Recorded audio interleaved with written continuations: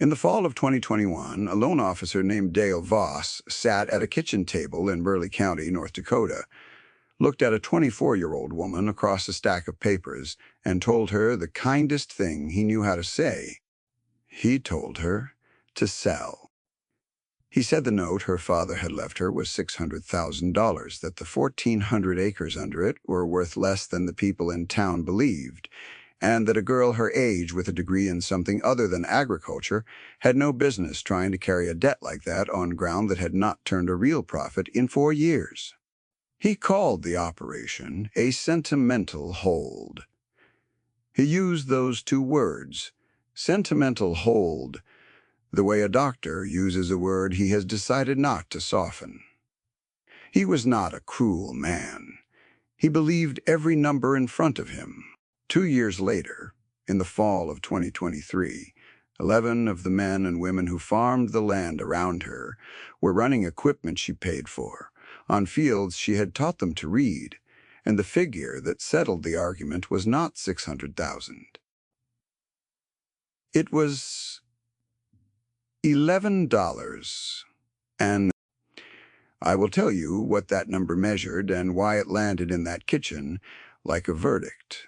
But to understand it, you have to start where she started, which was with almost nothing she could prove and a notebook nobody else could read.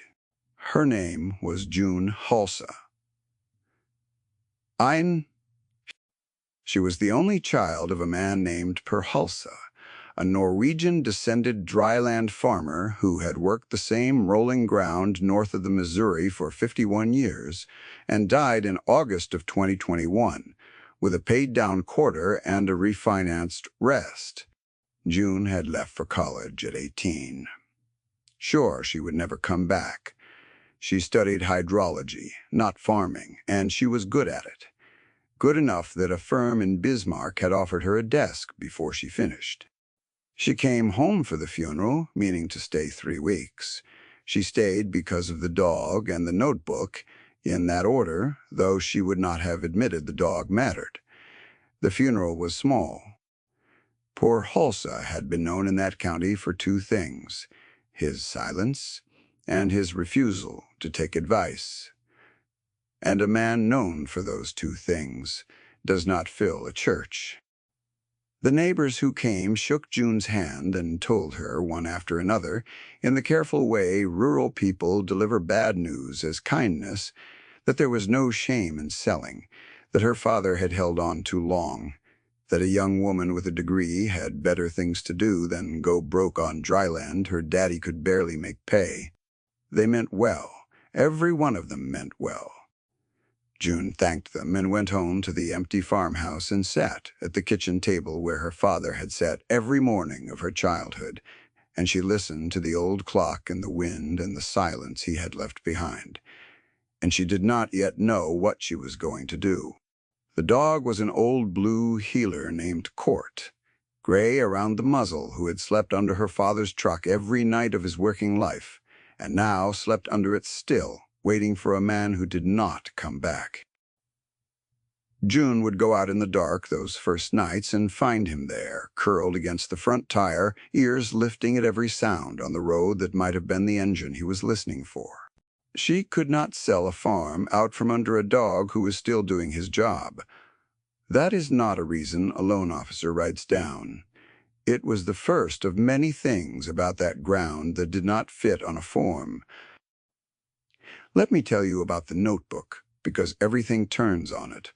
Per Halsa had kept for 40 years a series of black hardbound ledgers in which he recorded not yields and prices, which any farmer keeps, where the snow drifted and how deep, which low spots held water into June and which dried by May, the day the first meadowlark sang on each quarter, year after year. He had divided his 1,400 acres into 31 named pieces, and for each piece he had a page, and on each page were 50 years of small dated sentences in a cramped Norwegian-inflected hand. He never called it science. He called it knowing the place. The names were their own map. He had called them things only he understood. The sorrow for a low quarter where his own father had lost a team of horses in a wet spring. The tin piece for a field where a shed had stood before June was born, the Lutefisk 40, which he had named to annoy his wife and never renamed after she laughed. Each name carried a memory, and each memory carried a fact about water. And the facts were what mattered, though you had to love the man to find them. June found the ledgers in a metal cabinet in the shop, behind cans of grease and a coffee tin of cotter pins, and she sat on the cold concrete floor under a single hanging bulb and read them for 2 days, and somewhere in the second day she understood that her father had been doing by hand and by eye a version of exactly what she had been trained to do with instruments and software. He had been mapping water. He had simply done it with a pencil and 50 winters, instead of a sensor and a season. She did not know yet what she would do with it. She only knew she could not let Dale Voss be right. The Bank of the Northern Plains held the note, and Dale Voss managed it, and he was, as I said, not a bad man. He was 53, a former 4-H kid himself, with 2 degrees and 29 years of watching small farms fail in slow motion. He had seen sentiment bankrupt more families than drought ever had. When he told June to sell, he was trying to save her from a grief he had watched 100 times. He came out to the farm himself rather than calling her in, which June understood later was a courtesy, the gesture of a man who did not want to make a grieving girl drive to town to hear bad news. He sat at the kitchen table in a clean pressed shirt and laid his folder open and turned it so she could read it right side up. He laid out the comparables. He showed her that her father's last 4 years had averaged a loss, that the diversified mess of small fields, some in wheat, some in flax, some in old grass that had never been broken, was inefficient by every measure the bank applied. He tapped the bottom line with one finger. 604,000, he said, and the ground will not service it. You can consolidate, plant the whole thing to one crop, run it lean, and maybe hold on a few years. Or you can sell now, clear the note, and walk away with your father's name intact and a little left over. He paused. A sentimental hold is the most expensive thing in farming, June. I have buried more families with it than I can count. He smiled when he said it. The patient smile of a man who has done the math. Court lay under the table with his chin on June's boot. Outside the window, the thin ground her father had never plowed ran gold in the October light, and Dale Voss did not so much as glance at it because there was nothing on it a bank could sell. You might have signed the papers right there. Plenty would have. June asked for 90 days. What she did with those 90 days is the spine of this story, so let me lay the ground first. The land north of the river in that county is what they call drift prairie, glacial till laid down in long, low swells, and water does strange and specific things in it. There is no even water table you can count on. There are buried channels, old gravel beds from melted ice that carry moisture sideways under the surface where no one can see it. A field that looks identical to its neighbor can sit over a buried river and never know drought, or sit over packed clay and burn out in a dry July. Barhalsa had spent 50 years learning which of his 31 pieces sat over water and which did not, and he had farmed each one according to what lay beneath it. Where the buried channels ran, he planted the thirsty, high-value crops. Where the ground was thin, he left old grass and grazed it light. He had refused for decades to do the one thing every advisor told him to do, which was to treat all 1,400 acres the same and plant fence to fence. That refusal was why his yields looked mediocre. On paper, he gave up the bushels a wet year would have handed him on his thin ground in exchange for never losing everything in a dry one. He was not farming for the average year. He was farming for the bad year. And the bank's spreadsheet, which assumed every year was average, could not see the value of that at all. June saw it in 2 days because she had the training to name what he had done by feel. Buried glacial outwash channels. Subsurface moisture redistribution. She had a word for every page in the notebook. And she had something her father never had, which was a way to prove it to people who would not take a dead man's handwriting as evidence. Let me tell you what she did first.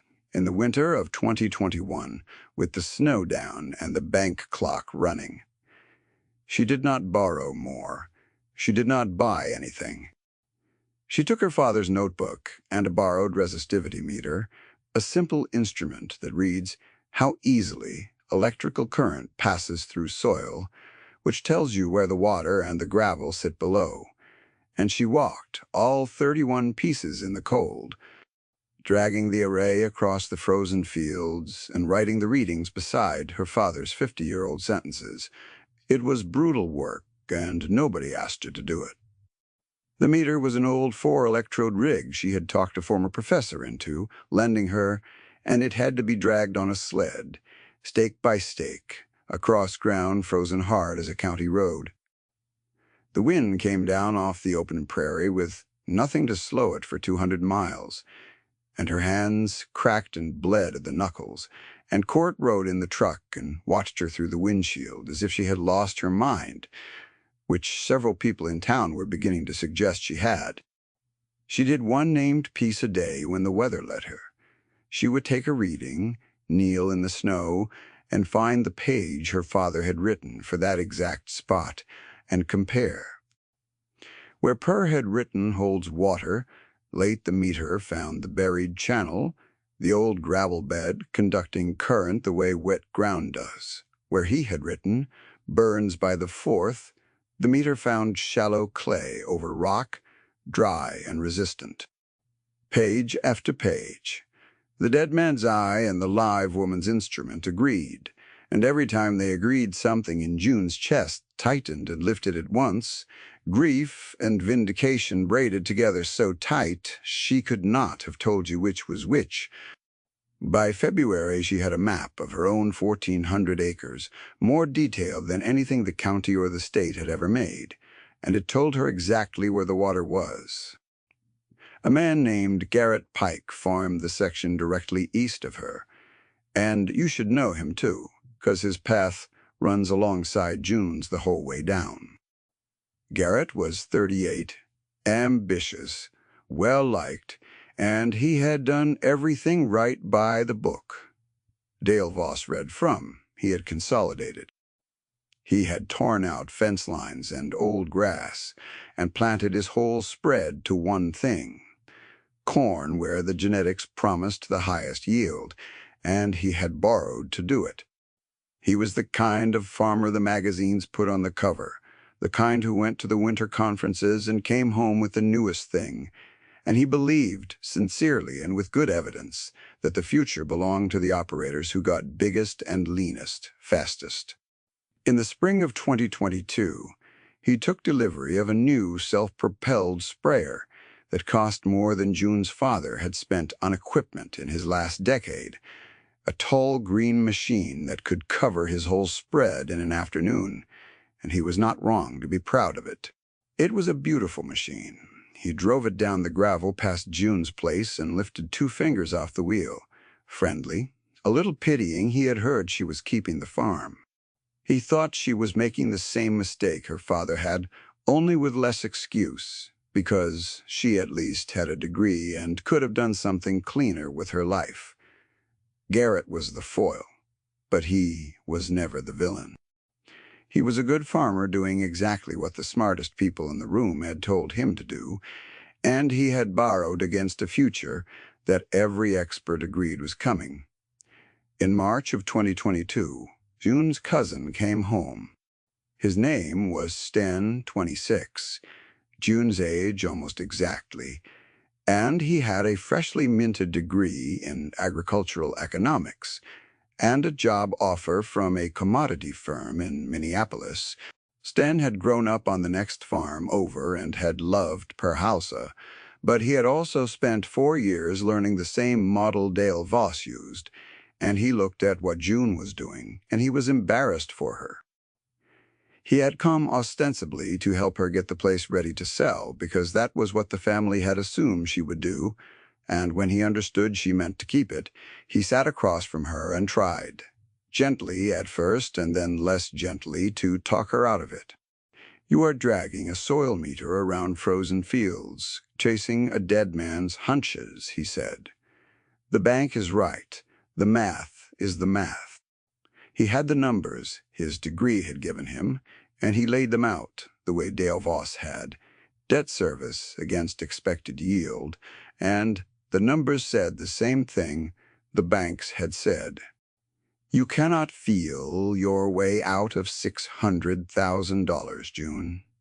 Uncle Per was a good man, and he was stubborn. And the stubbornness is what put you here." June did not argue with him. She almost never argued. She handed him the notebook and the map, the one she had built in the cold all that winter, and she told him to find one place where the dead man's pencil and the live woman's instrument disagreed. Sten took the notebook to the table under the lamp, the economist in him certain he would find the error that would save his cousin from herself, and he worked through it page by page, the way he had been trained to audit anything. He could not find the place. The hunches and the readings matched, quarter after quarter, 31 times. He could not. That did not convert him, not yet. It was, though, the first time the doubt turned slightly in him, the first time he wondered why a thing built on hunches kept being right. Here is what June decided to do with her map, and it was the opposite of what everyone advised. The bank wanted her to simplify, to plant one crop fence to fence and run lean. June did the reverse. She planted each of the 31 pieces, according to what the map said lay beneath it, exactly as her father had, only now she could prove the logic. On the buried channels, she put high-value crops that needed steady moisture. On the thin ground, she would not plant row crops at all. She seeded it back to a diverse mix of deep-rooted native grasses and brought in livestock, a small herd of cattle, to graze it in tight rotation. She bought the cattle cheap because everyone else was selling, 60 head of mixed breeding from a neighbor who was getting out, and she fenced the thin ground into small paddocks with a single wire and a solar charger, the cheapest infrastructure on the farm. The whole operation, scattered across 31 pieces, looked to anyone driving past like a young woman who could not make up her mind, a little of this and a little of that, nothing done at scale. To Dale Voss, this was the worst possible move, scattering her effort across 31 tiny, inefficient operations instead of one clean field, and he said so when he saw the seed order. To June, it was the only move that matched the actual ground. She was not trying to be efficient. She was trying to be right. And the two are not the same thing, though our age has mostly forgotten the difference. Let me tell you about the grass, because it is the part the bank understood least, and it is the part that saved her. When you graze cattle in a tight bunch and move them often, the way the great herds once moved across this same prairie, they trample as much grass as they eat. And that trampled material becomes a mulch that feeds the soil and holds water like a sponge. The roots of those native grasses run 10 feet deep, far past anything corn can reach, and they pull moisture up from the buried channels and pump carbon down into the ground. There is a plain mechanism under all of it, and it is worth understanding because it is the whole case. A cornfield is one plant, with one root depth. taking water from one layer of soil, and when that layer dries, the plant is finished, because it has nowhere else to go. A stand of diverse native prairie is a dozen plants of a dozen root depths, some reaching a foot down and some reaching 12, so that when the top 3 feet turn to powder, the deep-rooted ones are still drinking from moisture the shallow crop cannot touch. The trampled mulch on the surface keeps the sun off the ground, so the water that is there does not bake away. The carbon the roots pump down turns the soil dark and crumbly, unable to hold rain like a sponge holds water instead of shedding it like a tin roof. Diversity, in other words, is not a luxury or a sentiment. It is a machine for surviving the bad year, and it has no moving parts a bank examiner can photograph. Land that looks like it is doing nothing, that grows no saleable crop at all, is quietly building the one asset that matters in dry country, which is soil that holds water. Halsa had grazed his thin ground that way for 50 years without a word of theory. June could now explain every inch of it. To the bank, it was idle acreage. To the land, it was an insurance policy paid in grass. The summer of 2022 was kind, and that was almost a problem. Rain came when it should have, and Garrett's corn came up thick and even and gorgeous, and his big sprayer crawled across it, laying down the inputs that pushed it higher. And at the coffee shop in town, the talk was that the Pike place would have a record year. June's scattered operation looked, by comparison, like a quilt sewn by someone who could not commit.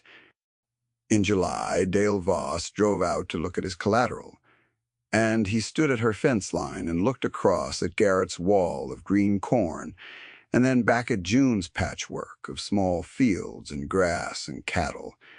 And he said the second of the 3 things he would say to her. "This is a hobby, June," he said, not unkindly. "A pretty one. But the bank does not lend against pretty." He did not say it to wound her. He said it the way a man states the weather. As a fact, he assumed they both could see. He pointed across the fence at Garrett's corn, at the even green wall of it running to the horizon. And he said that was what a farm looked like when the numbers worked. And then he gestured at her grass and her cattle and the small mismatched fields and let the gesture finish the sentence for him. She had 90 days again, he reminded her, before the spring note came due and the conversation would have to get serious. He got in his clean car and drove back to town, and he was not gloating, and that was the hard part. A villain you can fight. A kind and certain man who pities you is a different thing entirely. She had 90 days again. June fed the cattle that evening with Court riding in the truck bed the way he had ridden with her father, and she did not feel like a hobby. What she did not have yet was an argument a number could carry. She had a map, a notebook, and a season half over. What she needed was a year that told the truth.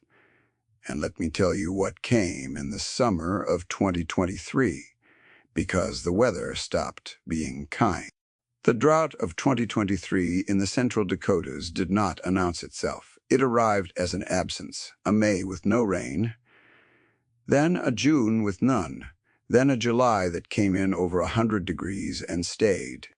In the last week, before the rain stopped, when the note had come due and June had bought herself one more season on the strength of nothing but her map, Dale Voss said the third of his 3 things.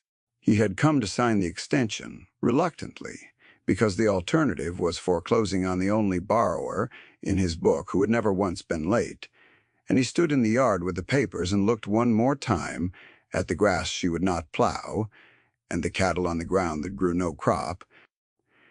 "You are betting the whole place on folk wisdom," he said, "on a dead man's feeling about dirt.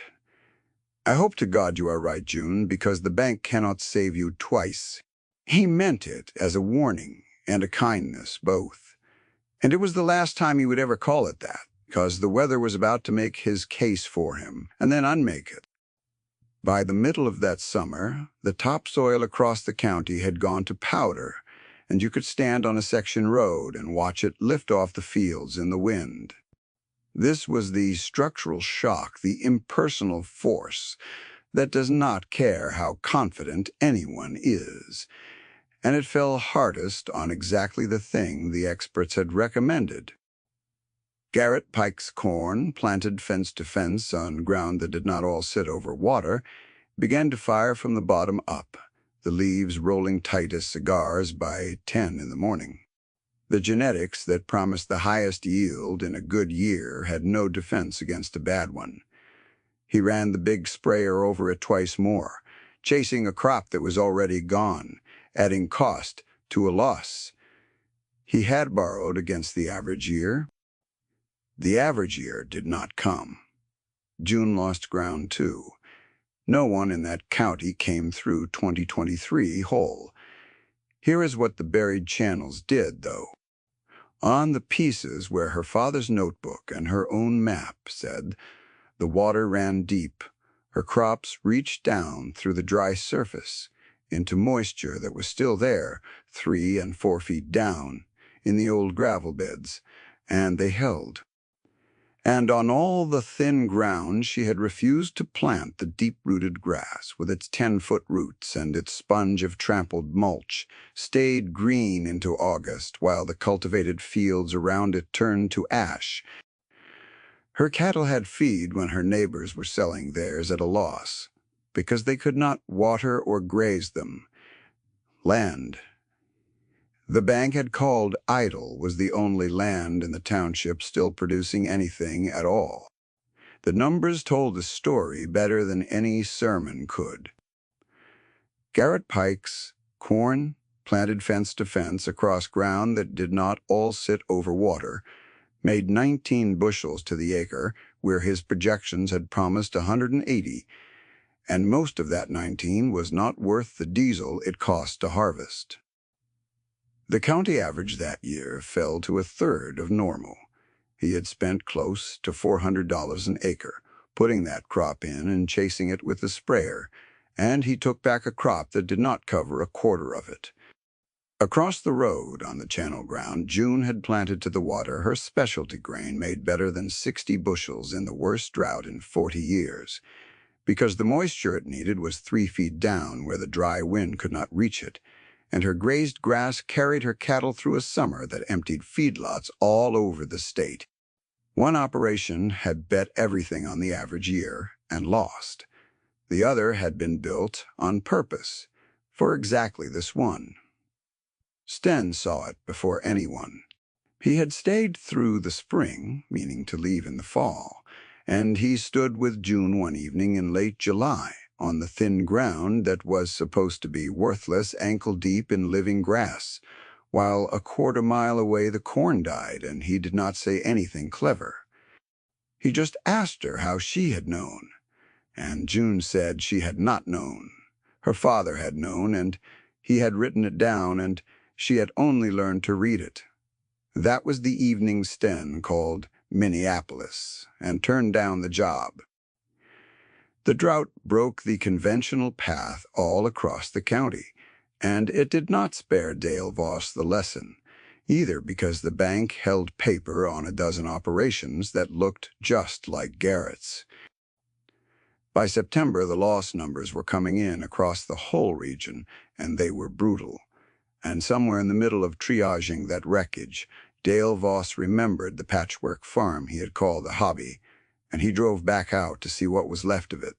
What he found was the only green in the township and a young woman who owed his bank $600,000 and had, against everything he knew, made a crop in the worst year in 40. Let me tell you about the man who delivered the number, because June did not deliver it herself. His name was Aaron Cobb, and he was a buyer for a specialty food company out of Minneapolis that sourced grain and grass-finished beef from operations that could document how the food was grown. He had heard the way buyers hear things, that there was ground up in Burleigh County that had held through the drought, and that the operator had soil data going back 50 years, which almost no one has. He came in October. He was not what June expected. He drove a mud-spattered older truck, not the clean company sedan she had braced for, and he wore boots that had clearly been in a field before. He walked the thin ground and the channel ground for the better part of a day, saying almost nothing, kneeling now and then to crumble soil between his fingers and smell it. He read pages of the notebook at the kitchen table for an hour while June made coffee and pretended not to watch him.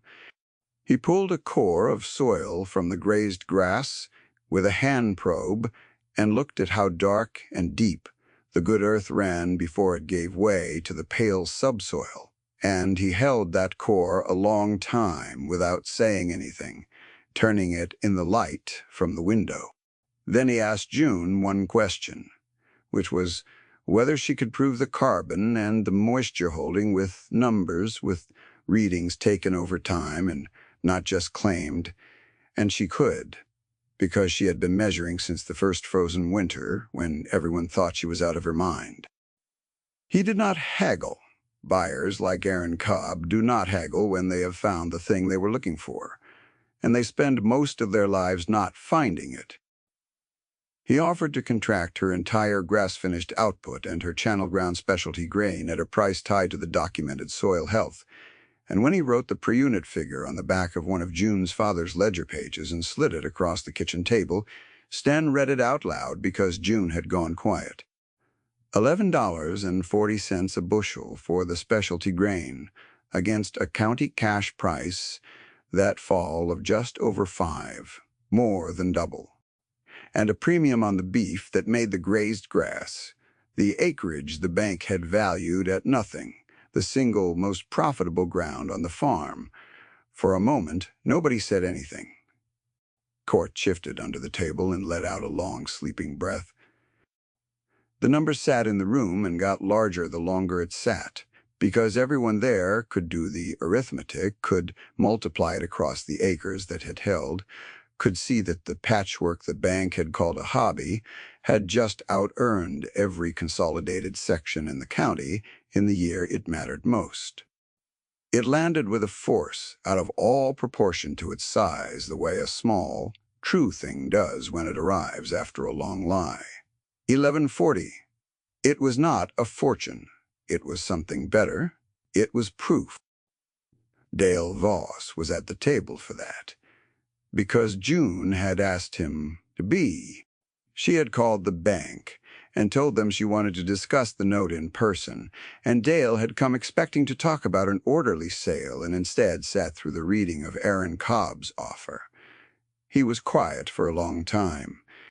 He was not a man who enjoyed being wrong, but he was an honest one, and he had spent a summer watching the model he trusted burn down fields all over his territory, signing extension after extension on operations that had done everything the bank recommended and lost anyway.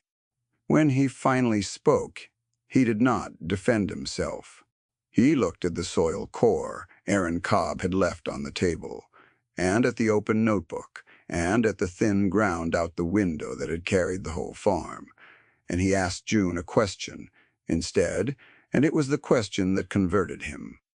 He asked if she would walk him through the map, not as a lender, as a man who wanted to understand what he had failed to see. That winter, June paid the bank $140,000 against the principal, more than the farm had cleared in any single year of her father's life, and she refinanced the rest on terms that reflected what the ground had proven it could do. She did not become wealthy. She would have found the word embarrassing, and she would not, to the end of her life, use the words rich or wealthy about herself.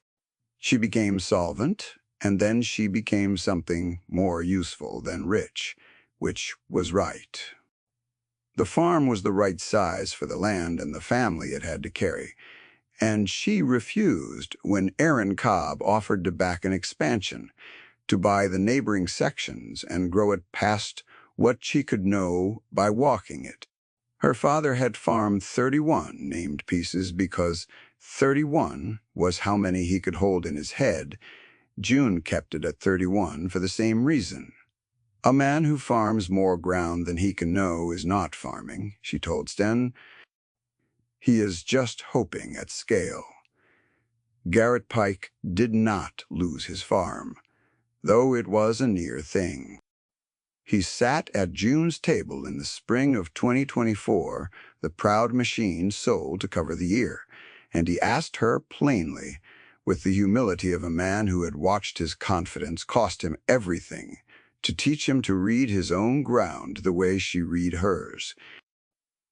It cost him something to ask.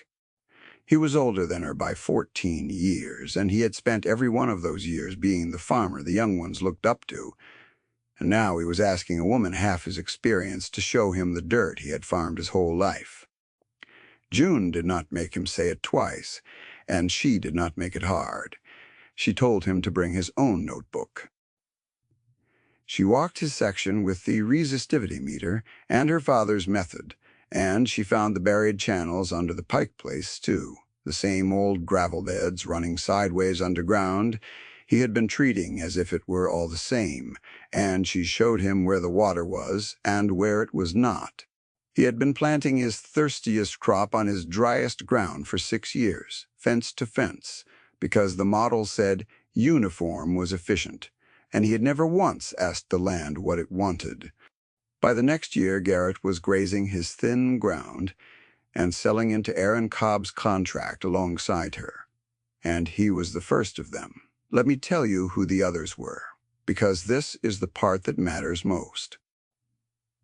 The drought had taught the whole township a lesson the spreadsheet never could, and one by one the neighbors came, not to borrow, to learn. They came the way proud people come to ask for help, slow, with a reason ready that was not the real reason, stopping by about something else, and then standing in the yard a while before they got to it. By the fall of 2025, 11 operations around her were farming to the water instead of across it, grazing their thin ground-building soil, selling documented grain and grass-finished beef into contracts June had helped them reach. She hired 4 of them part-time to run the cattle rotations. She could not be everywhere to manage, and she paid them well. And so it became literally true that the neighbors who had pitied her now worked for her, though not one of them would have used that word, and neither would she. They were not her employees, in the way the phrase suggests. They were the township learning to see again. Sten formalized the notebook. He took his cousin's frozen field measurements and his uncle's 50 years of dated sentences and built them into a record that other farmers could use, a way of reading any quarter of drift prairie for the water hidden under it. He crosswalked every one of per houses named, pieces against the meter readings and the yield results, 3 sources agreeing, and what came out the other side was something between a method and an inheritance.